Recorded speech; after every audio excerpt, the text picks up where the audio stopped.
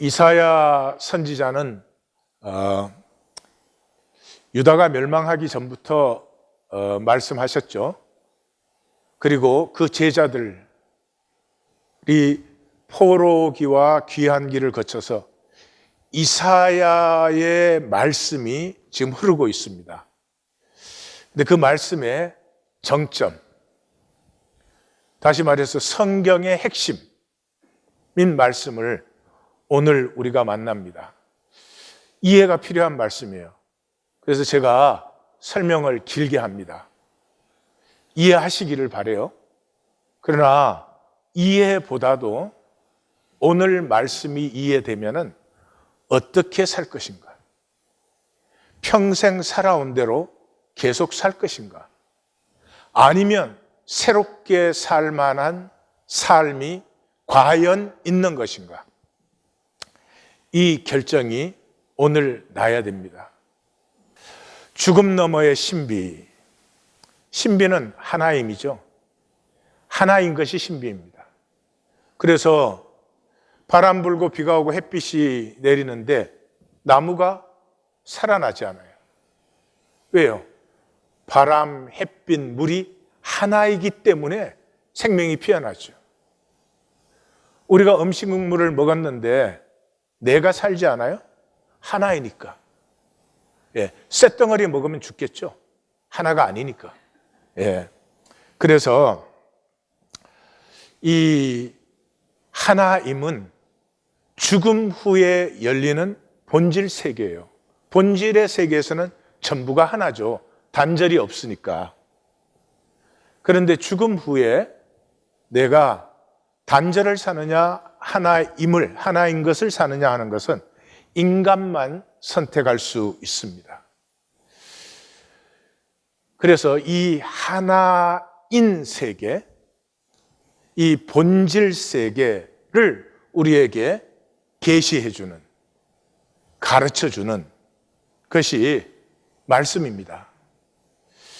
그래서 이 신비는 이해하거나 논리적으로 정리할 수 있는 것보다도 사실은 맛보아 아는 실제입니다.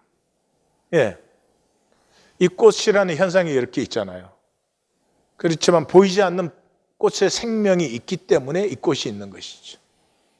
이 보이지 않는 본질의 부분은 내가 맛보아 알지 못하면 사실은 머리로만 이해하는 것이지 알 수가 없어요. 오늘 보면은 이제 스룹바벨에서 시작이 되죠. 스룹바벨은 1차 귀환의 실질적인 인도자죠. 세스바살과 같이 왔어요. 숙부일 것이라고 생각을 해요. 그러니까 훨씬 연로하죠. 그래서 세스바살이 성전 공사를 시작했다라는 말은 에스라서 5장 16절에 나오는데 그 부분은 보고서 부분이에요.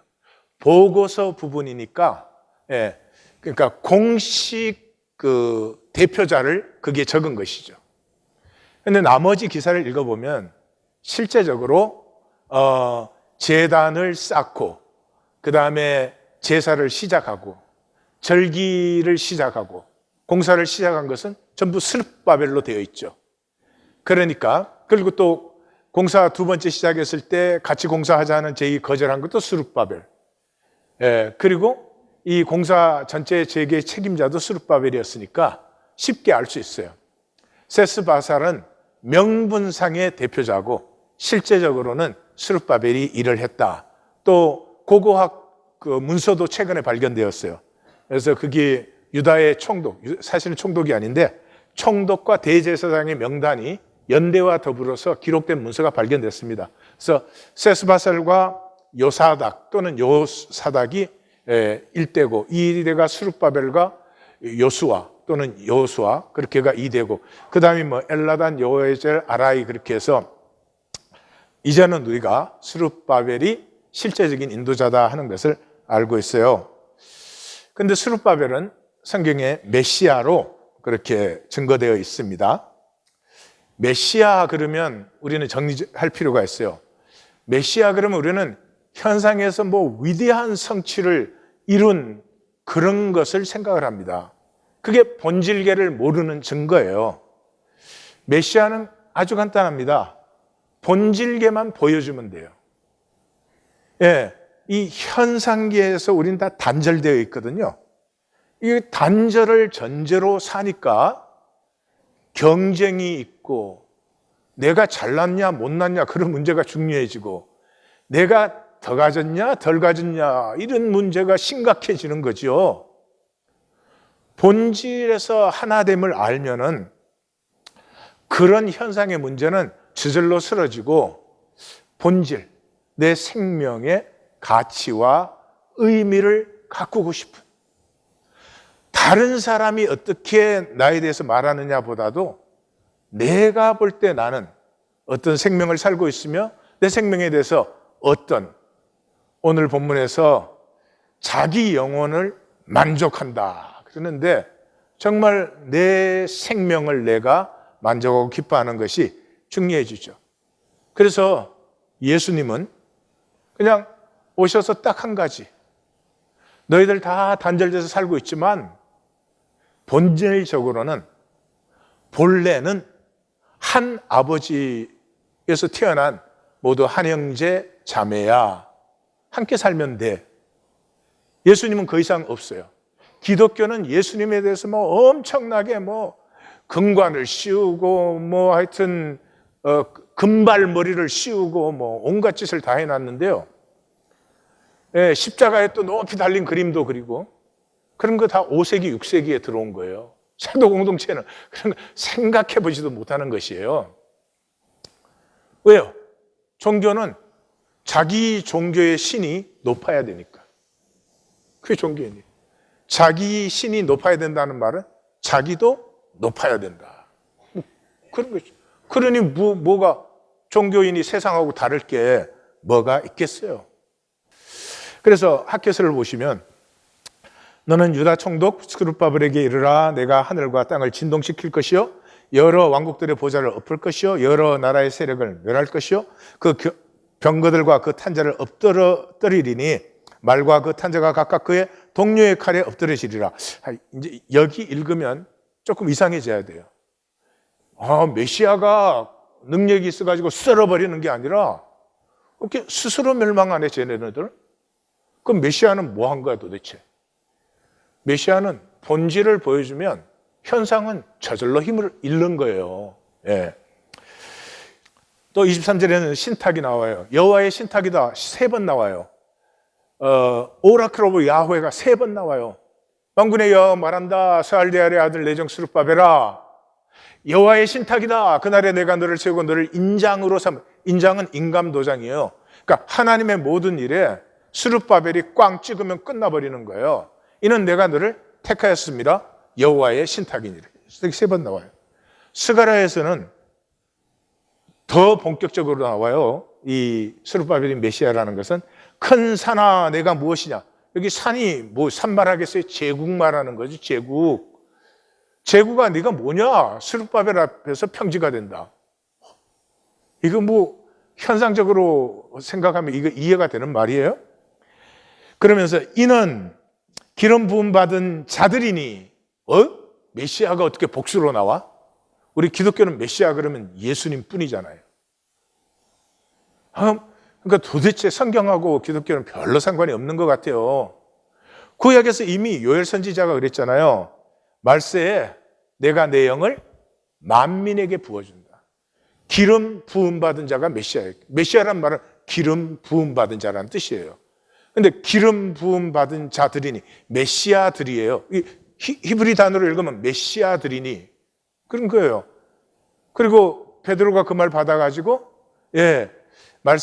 말일에 모든 육체에 영을 부어주려. 그러니까 우리가 다 메시아 되는 거예요. 예수 믿었다는 건 메시아 되는 거예요. 메시아.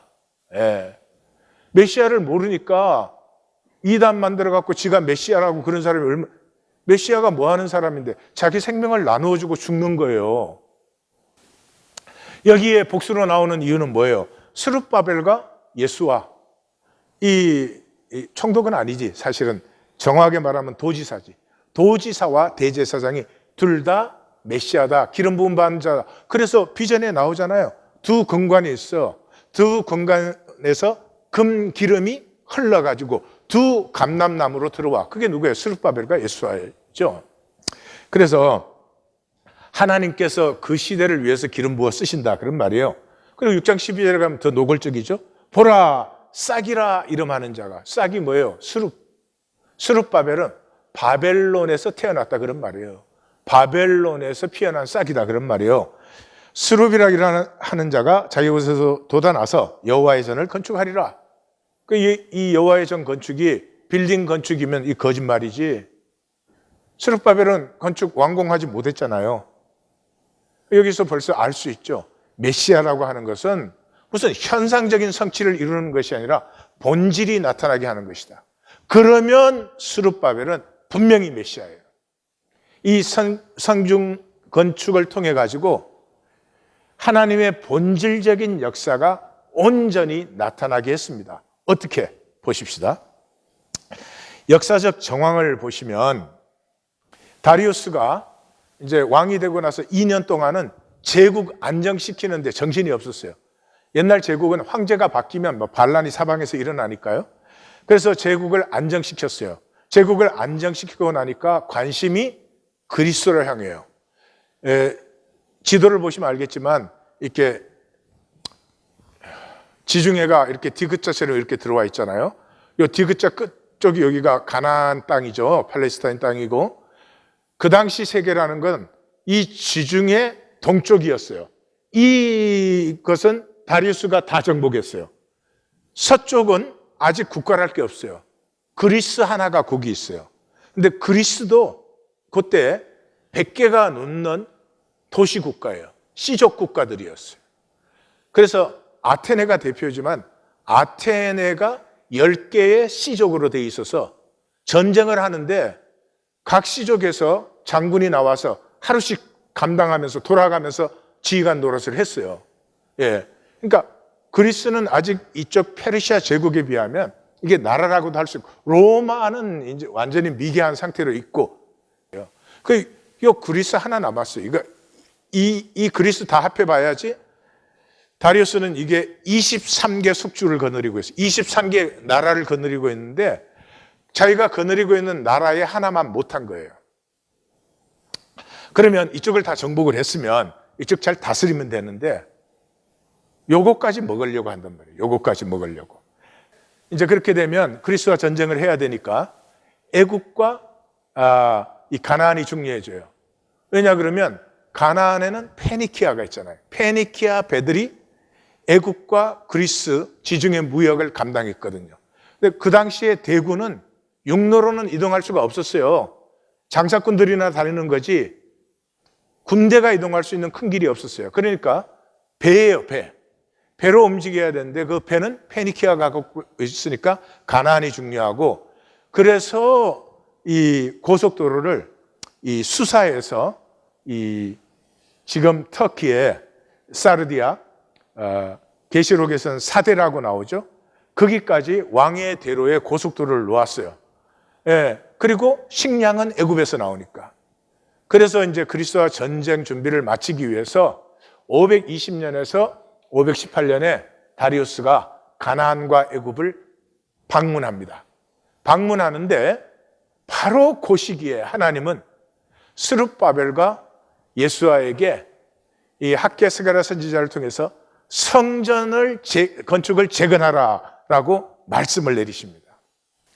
다리우스는 하나님이 부르셔서 23개국의 황제가 되게 하셨어요. 그 다리우스가 23개국의 이 제국이 다들 잘 살고 편안하게 살고 그렇게 섬겨주면은 다리우스는 정말 역사의 황제가 되는 거예요. 그리고 페르시아는 정말로 역사의 제국, 나라가 되는 거예요. 그런데 그 아직 나라 이 모양도 못 갖춘 그 그리스를 왜 전쟁을 하려고 하는지 모르겠어요.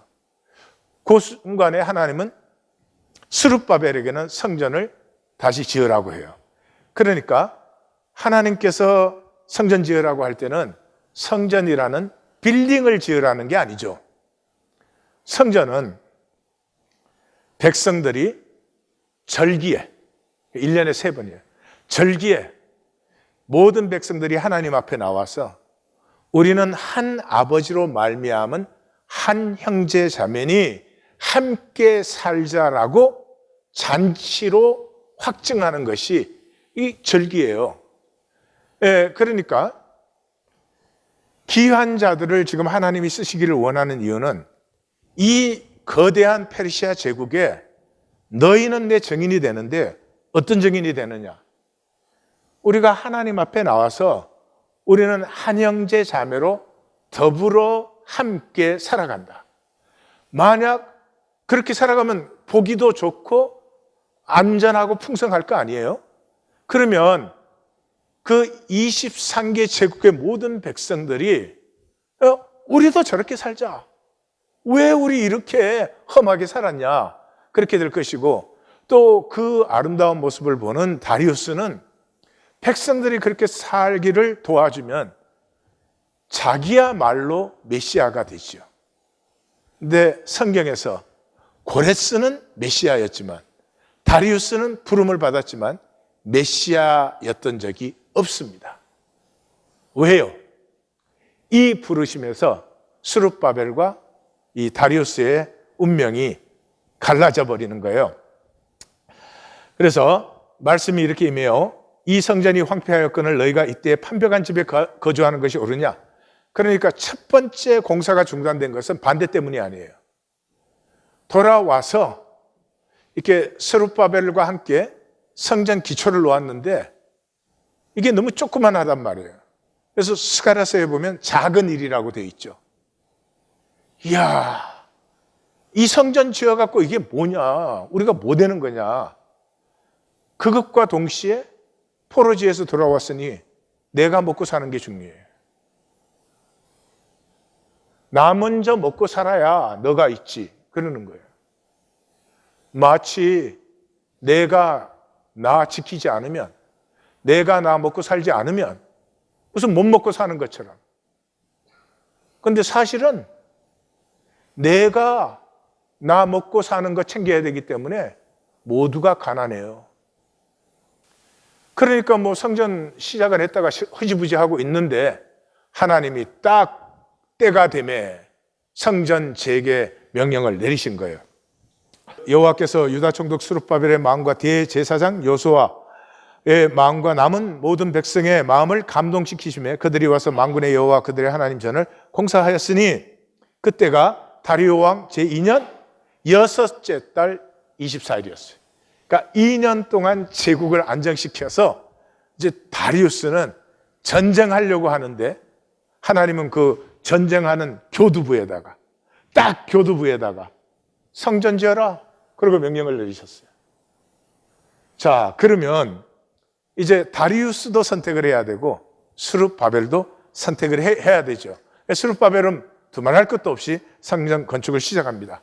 그랬더니 어떻게 됐어요? 대번에 반대가 일어났죠. 스룹바벨과 족장들에게 나와 이르되 우리도 너희와 함께 건축하게 하라. 우리도 아수르 왕이 우리를 이리로 오게 한 날부터 우리가 하나님께 제사를 드린다. 하나님께 드리는 종교 세우려는 게 아니잖아요. 근데 이 사람들이 우리도 하나님 섬기는 종교 생활을 했으니까 우리도 같이 짓겠다라고 말하는 거죠. 같이 짓겠다라고 말하는 것은 지금 정치 문제가 되는 것이죠. 유다가 같이 짓자 그러면 문제가 없지만 아니면 정치 문제화가 되는 거죠. 그래서 스룹바벨과 예수아와 기타 이스라엘 족장들이 이르되 우리 하나님의 성전을 건축하는데 너희는 우리와 상관이 없다. 바사왕 고레스가 우리에게 명령하신 대로 우리가 이스라엘 하나님 여호와를 위하여 홀로 건축하리라. 자, 같이 짓자 그런데 반대를 했으니까 이제 이것은 정치 문제가 되었습니다. 정치 문제가 되니까 총독 다뜨네가 개입을 합니다. 총독 다뜨네에게는 지금 심각한 문제죠. 아니, 황제가 지금 가나안과 이 애굽을 다 안정된 것을 확인하려고 오는데 자기 속주는 지금 난리가 일어난 거죠. 그러니까 다뜨네가 이 문제에 개입을 하죠. 그때 유브라데 강 건너 유브라데 강 건너편 그렇게 되어 있는데, 강 건너편이라는 건 강 건너쪽이라는 게 아니라 페르시아가 가나안을 부르는 이름이에요. Beyond the river. 페르시아 쪽에서는 이 유프라데스 강 건너쪽이잖아요, 팔레스타인이.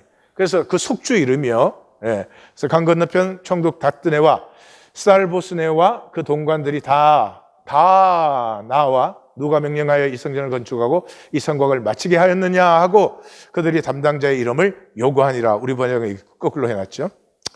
자, 담당자들의 이름을 요구하는데 각 족장들의 이름과 건축 책임자들 이름 주면은 처형되는 거예요. 그때는 아주 간단한 거예요. 문제 일어났어? 잡아서 죽여버리면 끝나는 거죠. 자, 그러니 스룹바벨에게는 딜레마가 생겼죠. 제일 첫째 딜레마는 귀한 자들의 기대와 하나님의 섭리의 차이예요.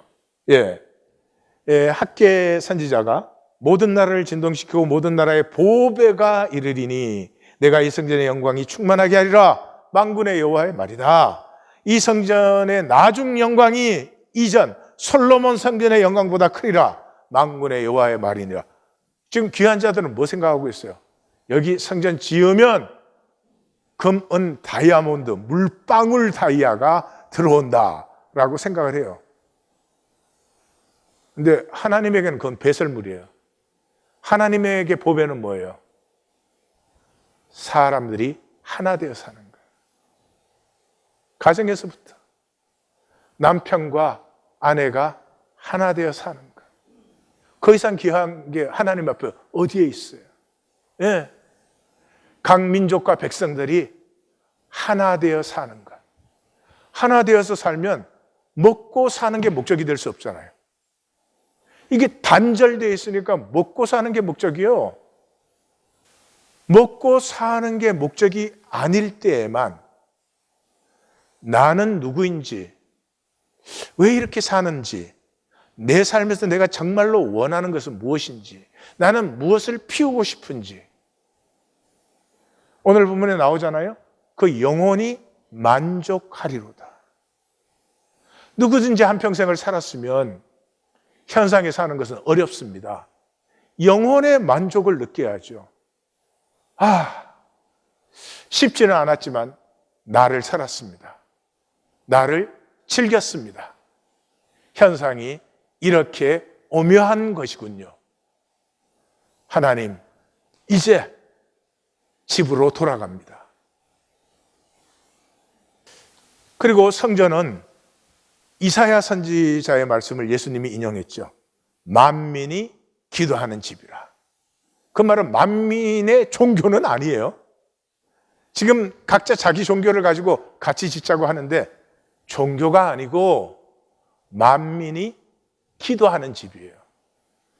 그러면 그 당시에는 성전에서 뭐 했어요? 제사 지냈죠. 근데 왜 선지자는 만민이 제사하는 집이라고 하지 않고 기도하는 집이라고 해요? 제사 부인하는 거죠. 기도는 하나님 앞에 나오는 거잖아요. 누구든지 하나님 앞에 나올 수 있는 것이 성전이다. 그렇기 때문에 건물일 수가 없어요. 이것은 스데반이 잘 얘기해 주고 있으니까 궁금하신 분은 사도행전 7장을 읽으세요. 네. 성전은 정리해 보십시다. 성전은 하나님 임재가 있는 곳이에요. 임재 앞에 백성들이 다 나와요. 백성들이 나오는 이유는 하나밖에 없어요. 우리가 한 아버지의 한 형제 자매니까. 그러니까 성전에 나오면 하나됨이 확정돼요. 하나됨이 확정된다는 것이 죄사함을 받는 것이에요. 이 종교는 죄사함 그러면 죄 지은 걸 무효로 해준다 뭐 이렇게 들어요. 죄 지은 건 죄 지은 거지. 죄 지은 게 어떻게 없어져. 죄 지은 게 문제되는 것은 죄 지으면 반드시 단절돼요. 죄는 단절이니까. 그러니까 하나 되면 하나 되기 전에 잘했냐 못했느냐는 상관이 없지. 죄 하나 되기 전에 잘못한 것 때문에 더 아름다운 하나가 이루어지기도 하죠. 그러니까 하나님의 성전이라고 하는 것은 단절되었던 우리의 삶이 하나님 앞에 나와서 하나됨을 회복받는 것이다. 예. 그 관점에서 학개서와 스가랴서를 읽지 않으면 전혀 엉뚱한 데 가 있는 거예요. 두 번째는 스룹바벨이 막아야 하는 것이 있죠. 그게 뭐예요? 정치 분정화되는 것이에요. 예? 정치 분정화라는 것은 힘겨루기가 되는 것이에요. 이게 마귀가 제일 좋아하는 거예요. 하나됨의 독약은 힘겨루기요. 마귀가 제일 좋아하는 것은 이 인생을 힘의 문제로 보는 것이에요. 힘의 문제로 보는 사람은 절대로 하나가 되지 않습니다. 자기 자신과도 하나가 되지 않습니다. 독약이에요, 독약. 그래서 전 세계가 힘에 미쳐 있어요. 누가 더 가지냐? 누가 더 성공했냐? 누가 더 잘났냐? 누가 더 인정받냐? 그게 미쳐 있어요. 스룹바벨은 너무나 잘 알고 있어요. 이거 정당한 권리를 갖고 있잖아요, 유다는. 우리는 고레스 왕의 칙령을 가지고 있다 이렇게 부딪혀 나가면 정치 분정화가 되고, 그렇게 되면은 성전을 왜 짓는지는 사라져버리고 누가 이기느냐의 문제가 되죠. 뿐만 아니라 각 족장들, 그 다음에 건축 참여자들은 다 처형당하게 되잖아요. 무의미한 희생이 이루어지죠. 그래서 명단 제출을 거부하고 스룹바벨이 홀로 이것을 담당합니다. 조금 더 보겠어요. 다시 말해서 스룹바벨은 섭리를 품어서 깨어집니다. 예, 섭리를 품는다는 말은 논쟁하지 않는다는 말이에요. 내가 아무리 옳아도 옳다 소리 안 하는 거예요. 왜요? 종말적인 사람이니까. 이거 시끄럽지만 잠시 지나가고 조금만 있으면 하나님의 진실은 분명히 그 실제가 나타나게 돼요. 그건 내가 나서서 왈가왈부 하고 싶지가 않아. 귀찮고 피곤한 일이야. 근데 다리우스는 제 길로 갑니다. 제 길이 뭐예요? 전쟁 준비했죠? 전쟁의 길로 갑니다. 이 다리우스는 뛰어난 사람이에요. 뛰어난 사람이에요. 다뜬 애가 스룹바벨을 처형하니까 처리하는 것을, 이 스룹바벨과 다리우스는 어릴 때부터 친한 사이였습니다. 요세푸스 역사에 나오는데 어릴 때부터 친밀했어요. 하여튼 두 사람이 친밀했던 것만은 사실이에요. 그런데 그게 황제로서 눈 감지요. 그 눈을 싹 감아줌으로 말미암아서 반대자들 단숨에 잠잠하게 되었죠. 그 다음에 유다 측도 잠잠하게 되었고, 요 시간이 지난 다음에 고레스의 칙령을 확인해가지고 적극적으로 공사를 도와줍니다. 그러니까 유다도 다리우스에게 고마움을 느껴요. 예. 그러니까 이 다리우스는 세 마리의 토끼를 한꺼번에 잡아요. 반대자들 잠잠케, 유다도 잠잠케, 전쟁 준비 완벽하게 안정시켜버립니다. 이렇게 뛰어난 사람이에요. 이게 내 비극이에요. 이 인류가 모르는 것이 내 비극이에요. 남편이 내로 자꾸 살아요. 그러면 아내와 하나가 될 수 없죠. 갈등밖에 생길 게 없어요. 아내가 내로 살아요. 마찬가지예요. 부모가 내로 자식을 길러요. 다 똑같은 것이에요. 내는 우리가 부인할 수 없는 것이죠. 그러나 내는 언제나 가슴과 함께 해야 돼요. 가슴이 없는 내는, 이건 정말 미치광이에요. 그래서 다리우스는 전쟁에 패배하게 되고 내리막길로 치달아서 페르시아가 멸망하게 됩니다.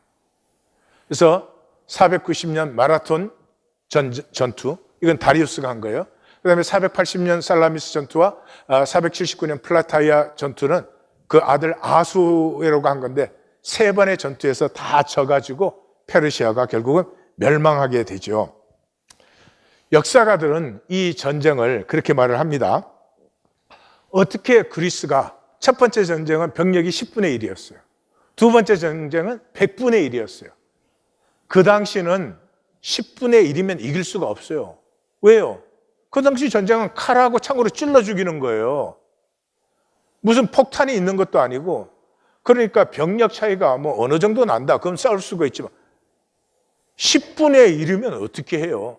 그게 페르시아 군대는 계속 전투를 해온 정예병이에요. 아테네는 그 당시 그리스 자체가 수백 개의 시족 국가였어요. 아테네 그 중에 하나예요. 페르시아가 들어온다니까 다 항복했어요. 항복 안 한 건 아테네와 아주 작은 시족인 플라타이아. 그래서 플라타이아에서 한 800명. 이 아테네에서 다 합쳐야 10,000명이 안 됐어요. 그러니까 전체 군대가 10,000명이 안 되는 군대예요. 그런데 어떻게 이겼느냐? 이 역사가 이게 설명할 길이 없잖아요. 그러니까 말하는 게 이 민주주의와 시민정신이다. 어때? 아테네는 민주주의와 시민정신이 강했기 때문에 이겼다 그러는데, 그런 사람들 갖다가 민주주의 지금 아니까 전쟁해봐 한번 시켜보고 싶어요. 민주주의 같은 소리 하지 마세요. 예, 마라톤 전투에는 그 지휘자가 밀티아데스였고, 그 다음에 살라미스 전투에서는 최고 지휘자가 데미토스 클레스였어요. 두 사람 다 전쟁 끝나고 페르시아로 망명했어요. 왜? 전쟁의 공헌자니까, 이 사람들 힘이 강해지니까 사방에서 서로 죽이려고 해서 망명해. 무슨 시민정신? 같은 소리 하네. 아니에요. 전혀 아닙니다. 아테네는 그 조그마한 나라가 10개 시족으로 되어 있어요. 10개 시족으로 되어 있는데 한 시족도 전쟁을 하는데 양보를 안 해요. 그래가지고 전쟁 지휘를 한 시족씩 돌아가면서 하루씩 지휘를 했어요. 이길 수 있겠어요? 이길 수 없어요. 근데 왜 페르시아가 졌어요? 하나님이 버리셨어요. 이거 보실 수 있어야 돼요. 하나님이 버리셨어요. 그래서 이 다리우스가 그 23개 제국의 황제가 되었을 때 스룹바벨과 함께, 스룹바벨이 성전 재건하고 그 백성들이 함께 살아가는 걸 도와주고, 그랬더니 다 잘 살고 행복하고 정말 좋다. 이거 제국 전체에 이렇게 하도록 도와주자. 그랬으면 얼마나 좋았겠어요. 그런데 이게 아수르와 바벨론 길로 그랬잖아요. 하나님이 아수르 도구로 썼죠. 바벨론 도구로 썼는데 지가 잘난 줄 알고. 지가 잘난 줄 아는 바람에 두 제국 다 망했는데, 이 다리우스가 지가 잘난 줄 알다가 망하는 거죠. 그래서 여기서 우리는 생명의 역설을 봅니다. 생명의 역설은 나는 나의 육조건의 상실이에요. 네, 나의 조건인데 이게 육체적인 조건이어서 육조건이라고 한 거예요. 왜냐하면 전부 이걸 위해서 살아요. 육조건을 위해서. 난 니보다 높다, 뭐 잘났다, 뭐 잘생겼다, 뭐 니보다 높은 데 있다, 뭐 이런 거.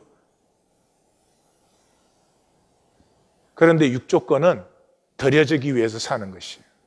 다시 말씀드려요. 나의 육조건은 더뎌지기 위해서 사는 것이에요. 왜냐하면 이건 피할 수 없는 실제예요. 내 육조건은 결국은 상실이에요. 결국은 다 벗어버리는 것이에요. 그러므로 세상에 빼앗기든지 아니면 내가 자원함으로 드리든지 둘 중에 하나예요. 그래서 사도 바울이 하나님의 모든 자비하심으로 너희를 권하노니 너희 몸으로 너희 삶을 하나님이 기뻐하시는 거룩한 산제물로 드리라. 이는 너희가 드릴 영적 예배니라. 예배를 종교로 생각하시면 안 돼요. 삶이에요, 삶. 우리가 하나님께 생명 받았잖아요. 이 생명 어떻게 피우세요? 이 생명 어떻게 피우세요?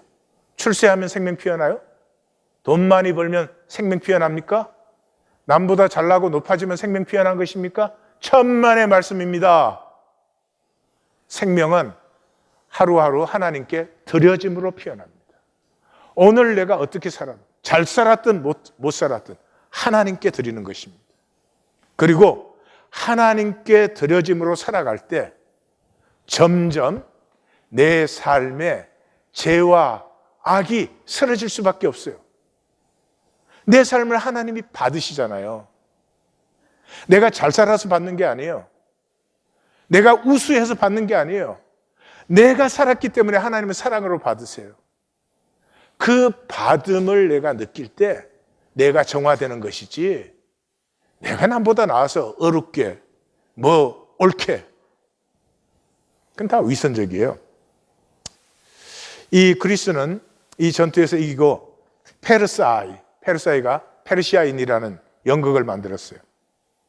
그 연극은 마라톤과 살라미스 그 전투의 전사자들의 자녀들이 자기 아버지의 투구와 방패를 들고 쫙 입장을 합니다.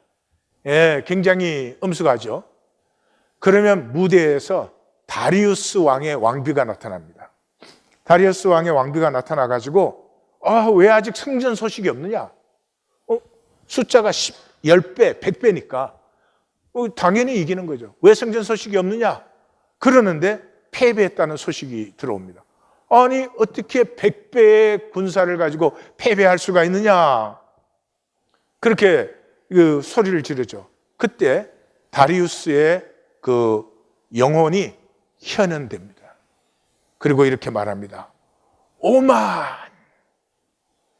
나에게 미쳐서 23개국의 제왕이 되었으면 23개국의 나라의 백성들을 잘 살게 섬겨만 주면, 그 당시에는 황제가 모든 권리를 갖고 있잖아요.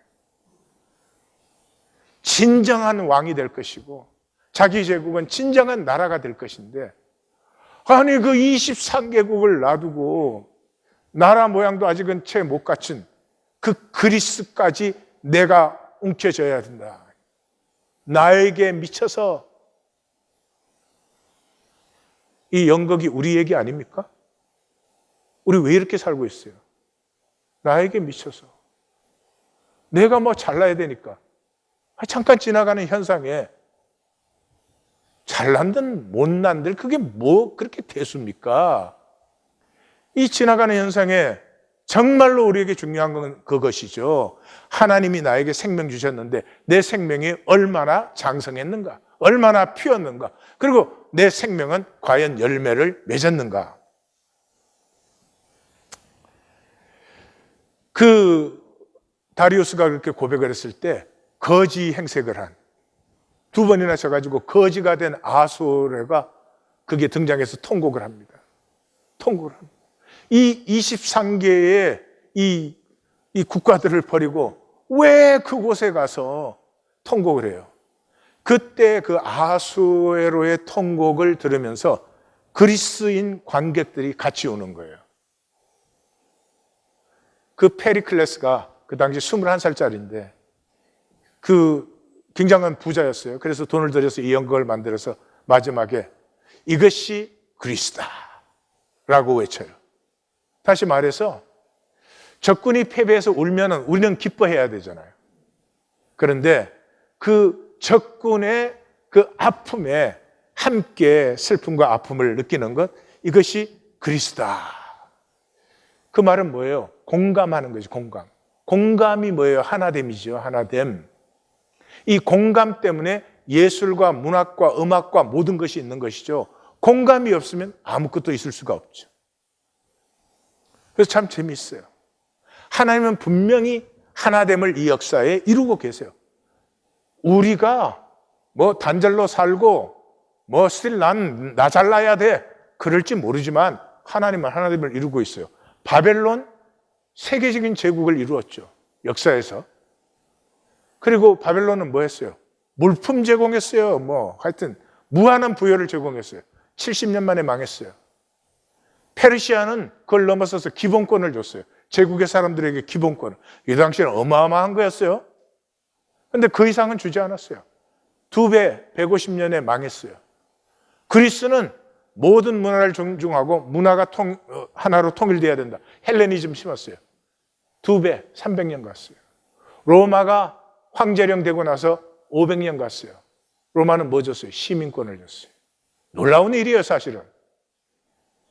점점 하나 되면 갖고 가고 있는데 하나 되면 그걸로 좋은 것인데 하나됨까지도 나의 힘을 위해서 이용하는 것. 이게 세상 제국의 이 운명이죠. 자, 본문으로 들어가 봅시다. 본문은 하나임이에요.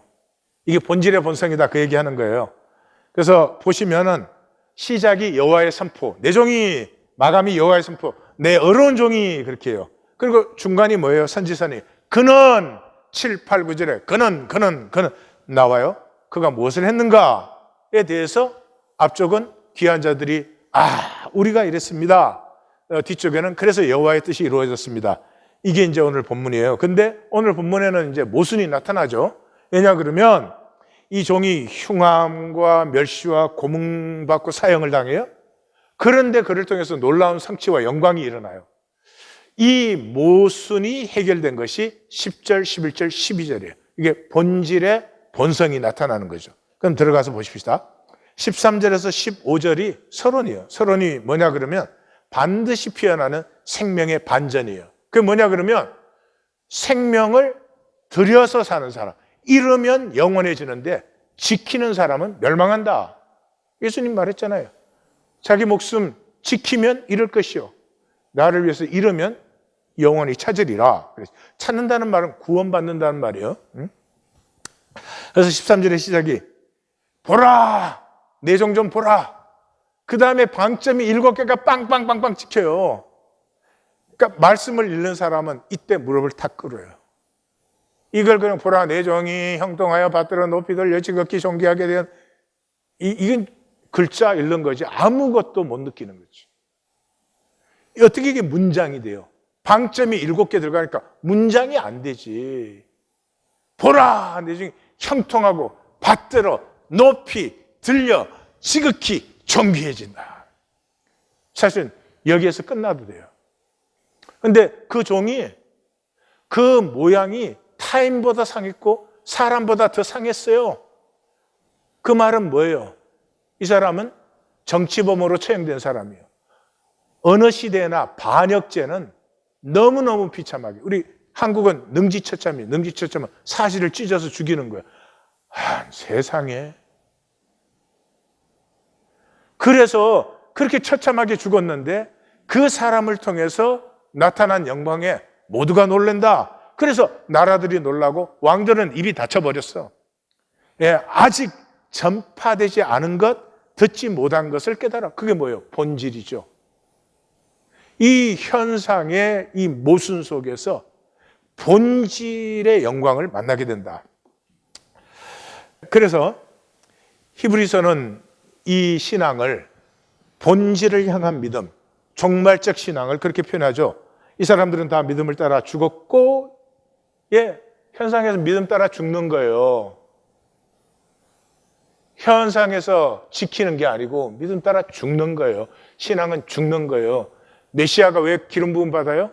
자기 생명 다 나누어 주기 위해서 죽는 거예요. 멀리서 보고 환영하며 땅에서 외국인과 나그네로 살아요. 이 현상 지나가는 나그네로 살아요. 왜냐하면 그들은 바라보는 본향이 있으니까. 이 현상 세계가 끝나고 본질 세계, 하나님 안에 모두가 하나 되는 그 나라를 바라보고 있기 때문에, 그래서 1절에서 6절은 현상계에서 이루신 하나님의 하나됨이 나타나죠. 우리가 전한 것을 누가 믿냐? 이게 믿을 수 있는 일이냐? 현상계에서 본질계 아무리 말해도 안 믿어요. 제가 본질계라는 말을 아마 수천 번 했을 거예요. 몇 분이나 믿으세요? 대부분은 머리로 이해했지 믿지 않는다, 살지 않는다, 살지 못한다가 더 정확할 거예요.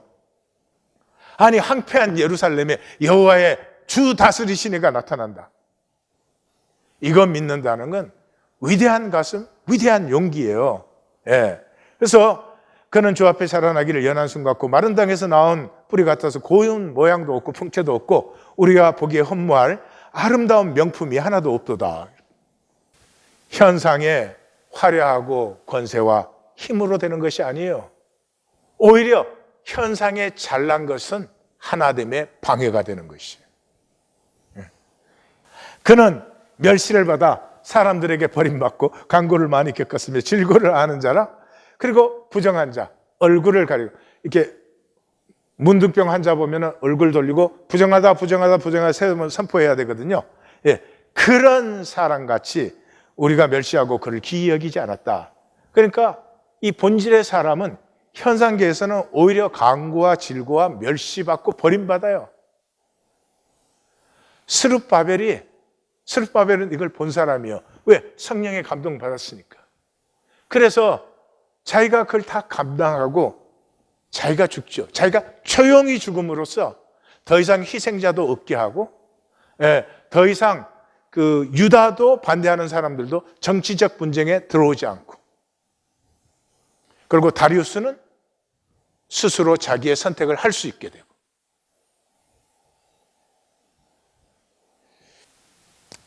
그래서 여기까지 오니까 이제 비로소 알아요. 50장에서 종의 노래가 나왔잖아요. 저 여호와께서 나의 길을 여섯으로 내 거역지도 않고 뒤로 물러가지도 않았다. 나를 때리는 자에게 등을 맡기고 수염 뽑는 자에게 뺨 맡기고 모욕하고 침뱉는 자에게 얼굴 가리지 않았다. 왜? 여호와께서 나를 도우심으로 내가 부끄러움을 당치 아니할 것이고 내 얼굴을 부싯돌같이 단단하게 하였다. 왜냐 그러면 이게 잠깐 시끄럽지만 지나가고 나면 수치를 당하는 것은 내가 아니라 그들이기 때문에. 그래서 이게 스룹바벨이었구나. 이제 여기서 아는 거죠. 예. 그는 실로 우리의 질고를 지고 슬픔을 당하였거늘 우리는 생각하기를 그는 징벌을 받아서 하나님께 맞고 고난을 당한다 하였노라. 굉장히 어려운 겁니다. 내가 옳아요. 내가 의로운 걸 알아요. 근데 사람들이 내가 잘못돼서 저 징계를 받는다 이렇게 말해요. 그때 이 논쟁하지 않을 수 있는, 변명하지 않을 수 있는 사람 없어요. 절대로 잠잠하지 못합니다. 잠잠할 수 있는 것은 성령뿐이에요.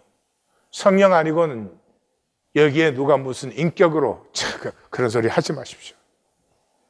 그가 찔림은 우리의 허물 때문이요 그의 상함은 우리의 죄악 때문이요 그가 징계를 받음으로 우리가 평화를 누리고 그가 채찍에 맞음으로 우리가 나음을 받았도다. 우리는 다 양 같아서 그릇 행하여 각기 제 길로 갔는데 여호와께서 우리 모두의 죄악을 그에게 담당시키셨다. 이 하나님의 섭리를 받는 사람을 통해서 하나님의 제사가 완성되는 거죠. 성전에서 동물 죽이는 것이 아니고, 레기 16장에 보면 속죄일이 나오잖아요. 두 양을 뽑아가지고 한 양은 이제 제물로 바쳐서 지성소에 뿌리고 성소에 뿌리고 제단에 뿌리고, 또 하나는 아사셀은 이렇게 죄를 안수해가지고 광야로 내보내서 잡아먹히게 하잖아요. 근데 우리가 다 하나가 아니라면 어떻게 염소에게 우리의 죄가 전가돼요? 우리의 죄가 염소에게 전가되고 우리가 다시 하나가 되는 것은 우리가 하나이기 때문이죠.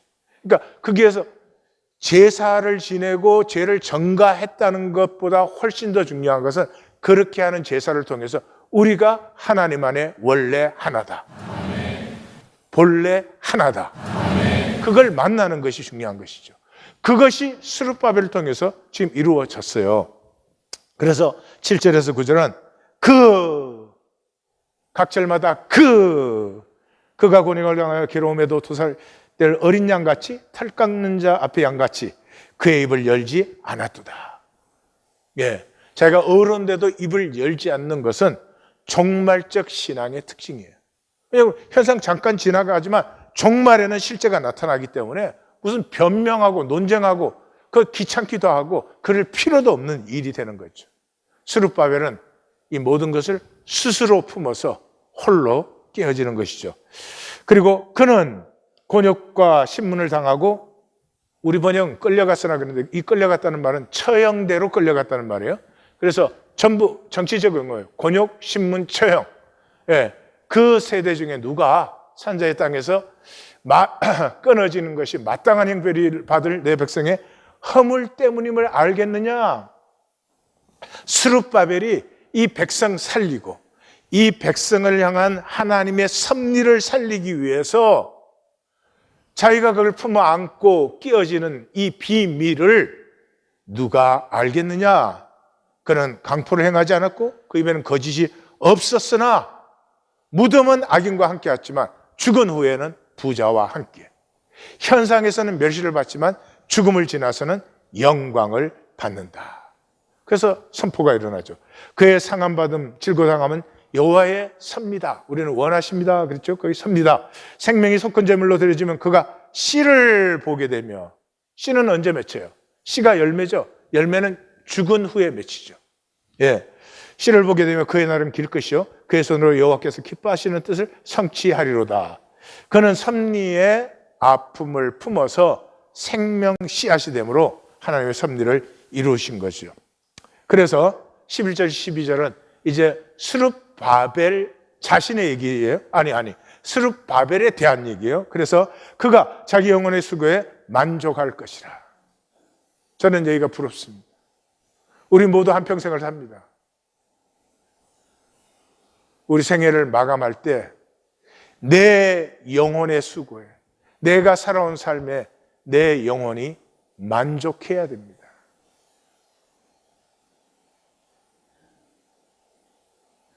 내 거나 지키고 그렇게 인색하게 남은 있는지도 모르고 그런 사람이 어떻게 영원히 만족하겠어요? 그때 무엇으로 이 영혼의 만족을 살 수가 있겠어요? 내 의로운 종이 자기의 지식으로 그랬는데 이 지식은 이 종말적 지식 또는 본질적 지식을 얘기하는 거예요. 데트라는 단어예요. 그래서 자기의 그 알물, 야다를 통해서 많은 일을 어렵게 하며 그들의 죄악을 담당하였다. 다시 말해서 스룹바벨은 자기 영혼의 그 수고에 만족하였는데 이는 자기 때문에 공사에 참여했던 사람들은 다 사면 받았죠. 그 다음에 공사는 완공되었죠. 그래서 하나님의 섭리는 이루어졌죠.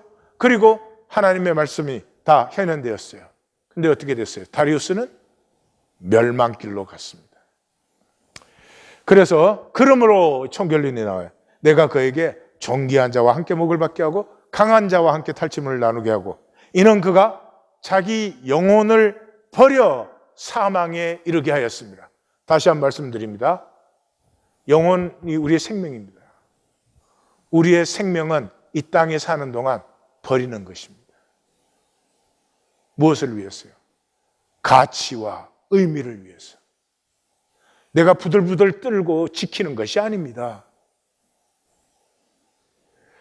내가 사도 바울의 말대로 내 삶을 하나님께 드려 사망에 이르는 것입니다. 죽을 때에는 예수님처럼 빈 무덤이 돼야 됩니다. 다 비우고 가셔야지. 저걸 죽는데 뭘 붙잡고 부들부들 떨어요? 예. 범죄자 중 하나로 헤아림을 받았습니다. 그러나 그가 많은 사람의 죄를 담당하며 범죄자를 위하여 기도. 여기 범죄자라는 단어가 파쉐인데 반역자입니다.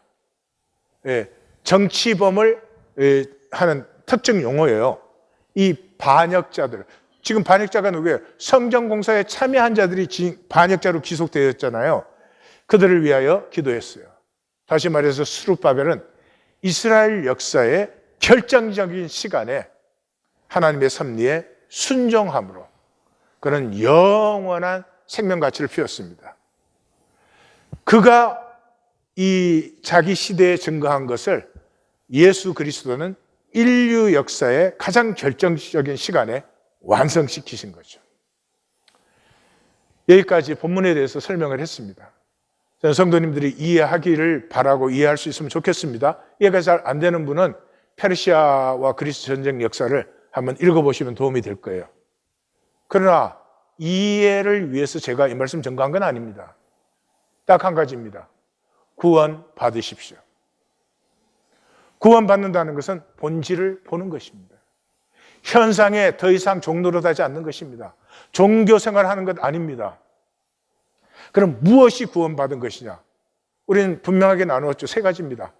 타인을 볼 때 무엇이 보이느냐? 사람이 보이느냐? 돈이 보이느냐? 그게 나의 세계입니다. 내 세계가 이 세상 나라면은 돈이 보입니다. 그 사람이 얼마나 부자인지, 성공했는지, 뭐 잘 입었는지 그런 게 보입니다. 그러나 하나님의 사람이라면, 하나님의 나라를 산다면 반드시 사람이 보입니다. 두 번째, 구원받았다는 말은 하나님이 우선순위입니다. 그것이 나의 생명입니다. 내 우선순위가 내 생명이 무엇이냐 하는 것입니다. 우리는 종교에서 생명으로 옮기기 위해서 3기본을 합니다. 이건 미니멈 중에 미니멈 중에 미니멈이에요. 그런데 그 3기본조차도 관심이 없다. 죄송하지만 그 사람은 영원히 버림받은 것입니다. 상기본을 못해도 몸부림을 쳐야 됩니다. 가슴이 아파야 되고 그것이 안타까워야 됩니다. 세 번째가 1820 데일리 브레드입니다. 이게 나의 중심을 알려줍니다. 나는 왜 삽니까? 삶은 나누려고 사는 것입니다. 다 죽고 나 혼자 있으면 행복하겠습니까? 이 지구 다 내가 가졌으니까 행복하겠습니까? 아니죠. 나눔에서 가치와 의미가 발생하는 것이. 내 삶은 나누기 위한 삶인가? 아니면 지키려고 하는가? 성도님들, 잘 입을 때 좋지요, 그죠? 잘 먹었을 때 좋지요. 잘 놀고 구경했을 때 좋지요. 다 좋은 것입니다. 그러나 얼마 갑니까? 얼마나 갑니까? 지나가면 바람 같은 것이에요. 여러분, 저는 이 본문 읽을 때 놀랍습니다.